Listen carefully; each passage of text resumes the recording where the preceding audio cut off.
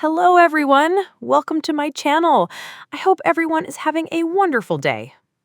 It's unacceptable. Willie Geist shocking update drops just a few minutes ago.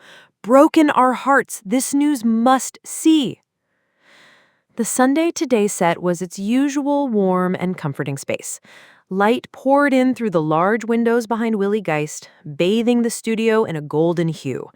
It was just past 7:30 a.m., and he was midway through an interview with a rising author when the teleprompter blinked with a cue he knew was coming. Personal reflection segment.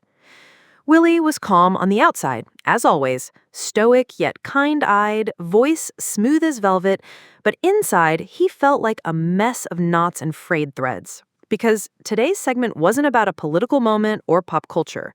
It was personal. Too personal.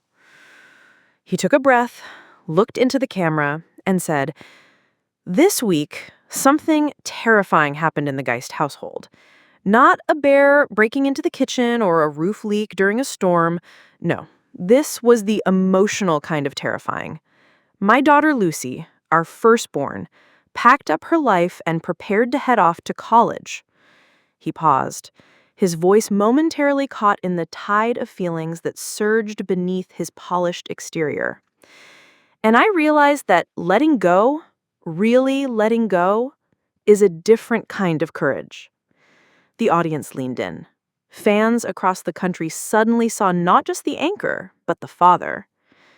Back in the Geist home in Westchester County, the tension had been building for months.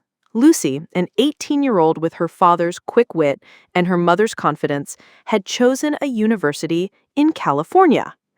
California! Across the country. Willie had been supportive, outwardly. He celebrated her choice, drove her to college visits, even helped her with scholarship applications. But deep inside, a little part of him felt like he was unraveling. "I don't think I'm ready for this," he whispered to Christina late one night after Lucy went to bed. "I know it's the right move, but what if we blink and she's gone forever?" She reached out and took his hand. "She'll always come home, Will. We raised her to fly. This is just her first solo flight." The room was quiet, except for the low hum of the air conditioning. Willie looked out the window, toward the dark trees beyond. He felt something he hadn't in a long time. Terror.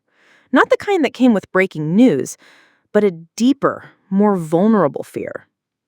On the Saturday before Lucy's flight, the house was a swirl of activity. Boxes lined the hallway, suitcases lay half-zipped. Lucy's bedroom looked like a colorful battlefield of folded jeans, notebooks, skincare bottles, and photos from prom.